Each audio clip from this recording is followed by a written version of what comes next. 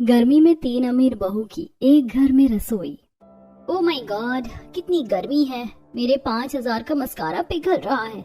नताशा गर्मी में रसोई में बैठकर आटा गूंथ रही थी। गर्मी की वजह से उसका मेकअप और मस्कारा पिघल रहा था और पसीने से होते हुए आटे में गिर रहा था, जिसे देखकर उसकी देवरानी, जो गैस पर दाल में छौंक लगा रही थी, वो मुंह बनाकर कहती है, जेठानी जी, क्या आप हम लोगों को मेकअप वाला खाना खिलाएंगी? इतनी गर्मी में मेरा मेकअप पिघल रहा है तो मैं क्या करूं?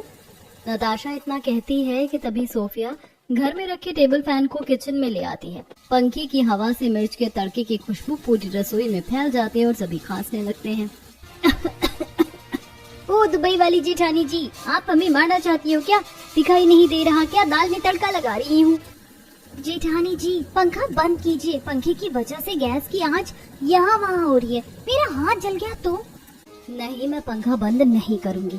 इस रसोई में तो हमारे दुबई के रेगिस्तान से भी ज्यादा गर्मी होती है। यहाँ तो एक एग्जॉस्ट फैन तक नहीं है। मेरा तो दम घुट रहा है। जेठानी जी, पंखा बंद कीजिए। फैन बंद करो जेठानी जी, मुझे बहुत खांसी आ रही है। मैं फैन ऑफ नहीं करूंगी। ऐसा कहकर सोफिया, नताशा और ईशानी तीनों लड़ने लगती हैं। तीनों के लड़ने की आवाज सुनकर उर्मिला रसोई में आती है। ये रसोई है या मछली बाजार? तुम लोगों ने फिर से लड़ना शुरू कर दिया। मम्मी जी, जेठानी जी ने रसोई में पंखा चला दिया। ये सब उनकी गलती है। चुप करो तुम लोग। मैं तो तंग आ चुकी हूँ तुम लोगों से। तुम तीनों जंगली बिल्लियों की तरह लड़ती रहती हो और ये सब मेरे निकम्मे बेटों की वजह से हुआ है। इन्होंने अगर तुम 3 अमीर लड़कियों से शादी नहीं की होती तो ये सब नहीं होता। मम्मी जी, मेरी बात तो सुनिए। मुझे कुछ नहीं सुनना है। अगर तुम तीनों से एक रसोई नहीं संभाली जा रही है तो चली जाओ अपने मायके। आखिर उर्मिला अपनी 3 बहुओं पर इतनी भड़की हुई क्यों थी? इन 3 अमीर लड़कियों की शादी एक रसोई वाले घर में कैसे हुई और उर्मिला अपने ही बेटों को निकम्मा क्यों कह रही थी? जानने के लिए हमें कहानी में पीछे जाना होगा। अरे वाह पंडित जी, आप मेरे बेटों के लिए कितनी अच्छी लड़कियों का रिश्ता लेकर आए हैं। उर्मिला मिडिल क्लास फैमिली से थी। वो 2 मंजिला मकान में रहती थी। वो अपने बेटों के लिए रिश्ता देख रही थी। पंडित जी उर्मिला को लड़कियों की फोटो देते हैं। अरे बहन जी, मैंने आपके तीनों बेटे के लिए बहुत ही सुंदर संस्कारी परिवार की लड़की देखी है। ये तो आप बिल्कुल सही कह रहे हैं पंडित जी। और आप बैठे क्यों हैं? चाय नाश्ता लीजिए ना। उर्मिला के कहने पर पंडित जी चाय नाश्ता करते हैं और फिर उर्मिला को लड़कियों की फोटो देकर चले जाते हैं। पंडित जी के जाने के बाद गोपाल घर आता है।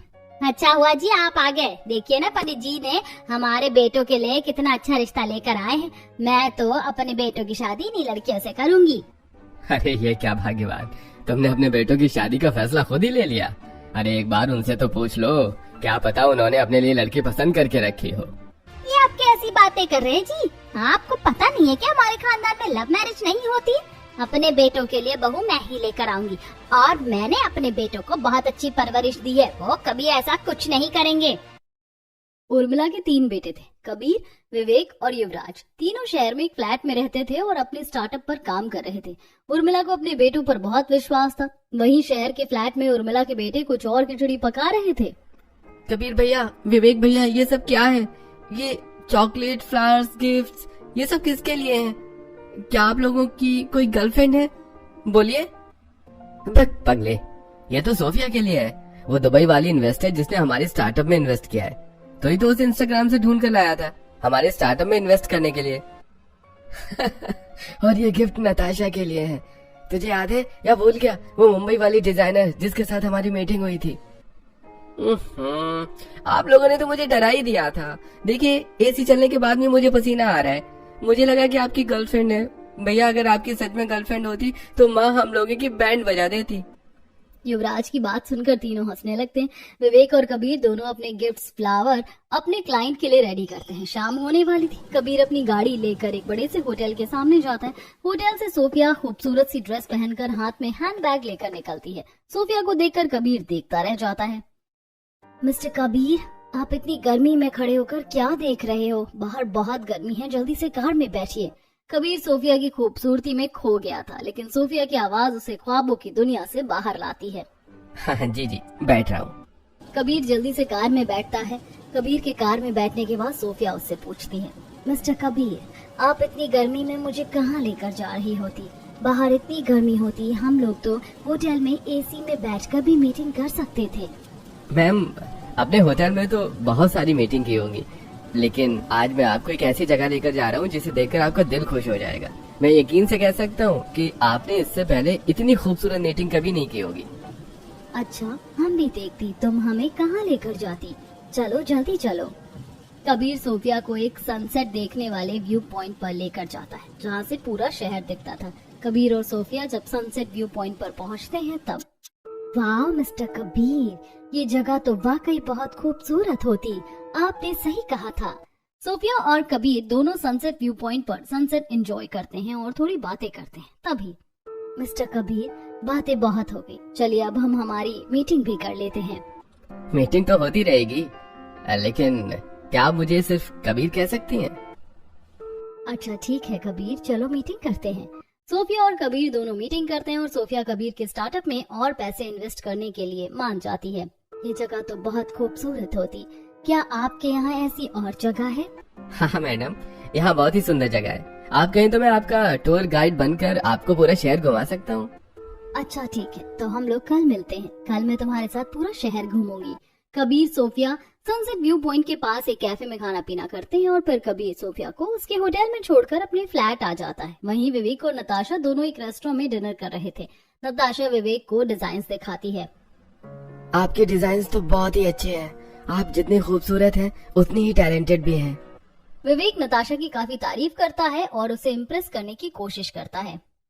विवेक तुम बहुत मजाकिया हो, मुझे काफी अच्छा लगा तुमसे बात करके।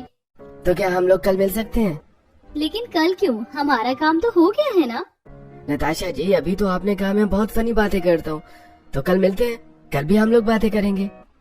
अच्छा ठीक है, कल मिलते हैं। कल कोई मूवी देखने चलेंगे। विवेक नताशा से फ्लर्ट करता है। नताशा को भी विवेक की बातें अच्छी लगती हैं, तो वो फिर से मिलने का डिसाइड करते हैं। अगले दिन विवेक नताशा को मूवी दिखाने के लिए ले जाता है और कबीर सोफिया को शहर घुमाने के लिए। कुछ दिन विवेक, नताशा और कबीर सोफिया एक साथ काफी वक्त गुजारते हैं, जिससे नताशा को विवेक से और सोफिया को कबीर से प्यार हो जाता है।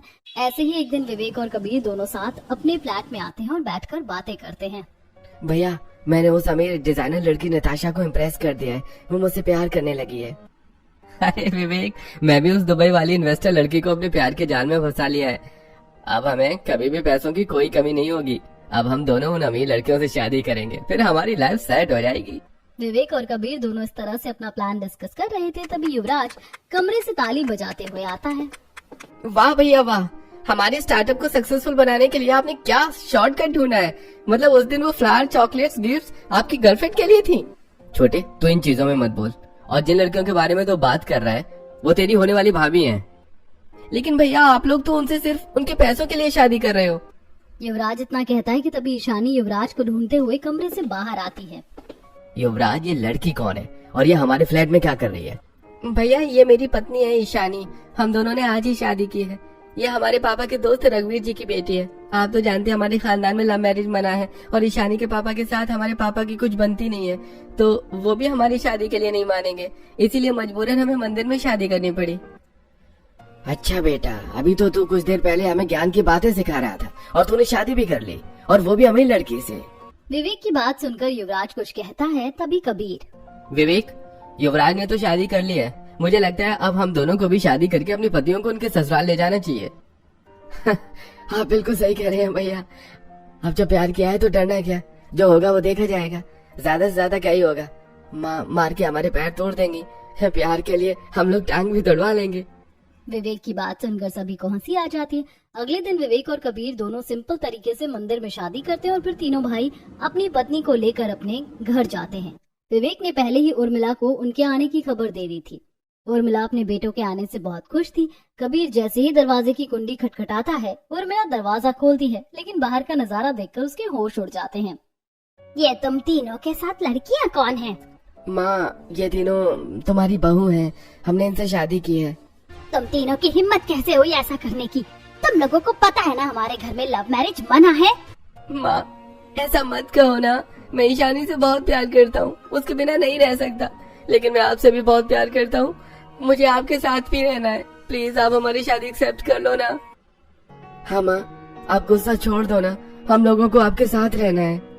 तीनों भाई इमोशनल ड्रामा करके अपनी माँ को मनाने की कोशिश करते हैं। उर्मिला अपने बेटों से जितना भी गुस्सा कर ले, वो उनसे बहुत प्यार करती थी, इसीलिए तीनों बेटों के मानने पर वो मान जाती है। अब तुम तीनों ने शादी कर ही ली है तो मुझे इनका गृह प्रवेश करवाना पड़ेगा। उर्मिला पूजा घर में जाकर अपनी बहुओं की आरती उतारने के लिए आरती की थाल सजा कर लाती है और अपने बहू बेटों की आरती उतारती है। तुम तीनों कलश गिराकर घर के अंदर प्रवेश करो। सोफिया, नताशा और ईशानी तीनों कलश गिराकर घर के अंदर आती है। उर्मिला काफी उदास थी तो उसे देखकर, अरे उर्मिला देखो, जो होना था वो हो गया। तुम्हारे बेटे ने भले ही अपने मर्जी से शादी की हो, लेकिन अब ये तीनों तुम्हारी बहू है। उर्मिला और गोपाल दोनों बातें कर रहे थे कि तभी, उफ, कितनी गर्मी है यहाँ। मम्मी जी, क्या आपके घर में कोई एसी नहीं है? मुझे बहुत गर्मी लग रही है। हमारे घर में सिर्फ पंखा है। तुम्हारे पति ने कुछ बताया नहीं क्या? एसी के पैसों को तुम्हारे पतियों ने अपने बिजनेस में इन्वेस्ट कर दिया तो एसी कहाँ से आएगा? विवेक, मुझे बहुत गर्मी लग रही है, मुझे कपड़े चेंज करना है। तुम लोग थक गई होगी। तुम तीनों अपनी पत्नियों को अपने कमरे में लेकर जाओ और थोड़ा आराम करो। वैसे भी कल उनकी पहली रसोई है। तीनों बेटे अपनी अपनी पत्नियों को अपने कमरे में लेकर जाते हैं। अगले दिन तीनों बहू अपने अपने तरीके से तैयार होती है। सोफिया भर भर के अपने चेहरे पर मेकअप करती है और सुंदर सी ड्रेस पहनती है। Natasha stylish V neck blouse पहनती है और ईशानी तीनों बहू उर्मिला के पास जाकर आशीर्वाद लेती हैं। मम्मी जी, आज पहली रसोई के खाने में क्या बनाना है? पता नहीं ये तीनों अमीर बहू कैसे एक रसोई में खाना बनाएंगी, लेकिन उनकी पहली रसोई तो करवानी पड़ेगी। उर्मिला ये सब सोच ही रही थी कि तभी, बोलिए ना मम्मी जी, आज खाने में क्या बनेगा? तुम तीनों को जो सबसे अच्छा बनाना आता है तुम लोग वो बना लो। तीनों बहू अपनी एक रसोई में पहली रसोई का खाना बनाने के लिए जाती हैं। आप लोग थोड़ा इंतजार करो, मुझे बहुत गर्मी लग रही है, इसीलिए मैं पहले खाना बनाऊंगी। हम तुम्हारी जेठानी हैं, तो सबसे पहले खाना तो मैं बनाऊंगी। मैं आप लोगों से छोटी हूँ, तो क्या आप दोनों मुझे खाना बनाने नहीं देंगी?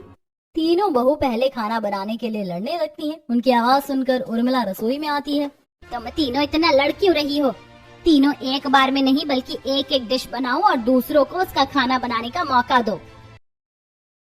उर्मिला के समझाने पर तीनों बहू साथ मिलकर अपनी पहली रसोई का खाना बनाती है। सोफिया ने खाने में दुबई का फेमस डिश चिकन मजबूस, फलाफेल, क्यूब्स और अरेबिक सैलेड बनाया था। नताशा ने वहीं वड़ा पाव, मिसल पाव और पूरन पोली बनाई थी और ईशानी ने पूरी सब्जी, फ्राइड राइस, पनीर और मीठे में खीर बनाई थी। परिवार के सभी लोग खाना खाने के लिए बैठते हैं। तीनों अमीर बहू अपने अपने स्टाइल का खाना डाइनिंग टेबल पर आकर रखती हैं।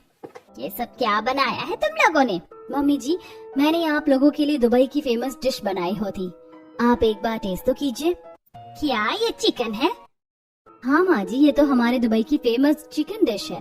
हमारे वहाँ लोग इसे खूब खाते हैं। राम राम राम, ये तुमने क्या कर दिया? ले जाओ अपना खाना यहाँ से, मैं नॉनवेज नहीं खाती हूँ।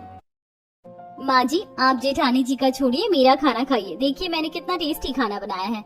नताशा बहू, तूने ये क्या बनाया? दोपहर के वक्त कोई ये सब थोड़ी खाता है। हम लोग लंच कर रहे हैं, नाश्ता नहीं कर रहे हैं। उर्मिला को सोफिया और नताशा दोनों का ही खाना पसंद नहीं आता है। वो ईशानी के बनाए फ्राइड राइस और पनीर खाती है, जिसे देखकर सोफिया और नताशा जल जाती हैं। देख रही हो देवरानी जी, मम्मी जी ने सिर्फ इस ईशानी के हाथ का खाना खाया है। वो ससुर जी के दोस्त की बेटी है ना, इसीलिए मम्मी जी उसे पसंद करती हैं। हाँ जेठानी जी, आप बिल्कुल सही कह रही हो। मम्मी जी ईशानी को बड़ा मानती हैं। वैसे आप बहुत अच्छी हिंदी बोल लेती हैं। वो मेरे डैडी को इंडिया बहुत पसंद है, उन्हें हिंदी अच्छे से आती है। उन्होंने मुझे हिंदी सिखाई होती। परिवार के सभी लोग खाना खाते हैं। नताशा, सोफिया और ईशानी भी खाना खाती है। खाना खाने के बाद सोफिया और नताशा अपने कमरे की तरफ जाने लगती हैं। तभी, आप दोनों कहाँ जा रही हैं? अभी तो हमें बर्तन साफ करना है और रसोई भी साफ करनी है। मुझे बहुत गर्मी लग रही होती, रसोई में एसी नहीं है। अब मैं रसोई में गई तो बेहोश हो जाएगी। एक काम करो ना, बाकी के सारे काम तुम ही कर लो। ईशानी, तुम बाकी का काम मैनेज कर लो, मुझे रेस्ट करना है। इस तरह सोफिया और नताशा दोनों अपना काम ईशानी पर डालकर अपने रूम में आराम करने के लिए चली जाती हैं, जिस वजह से ईशानी को अकेले पूरा किचन साफ करना पड़ता है और बर्तन भी खुद धोना पड़ता है। सारा काम करने के बाद ईशानी भी अपने रूम में रेस्ट करती है। तीनों बहू अपने कमरे में सोई हुई थी, तब उर्मिला आवाज देती है,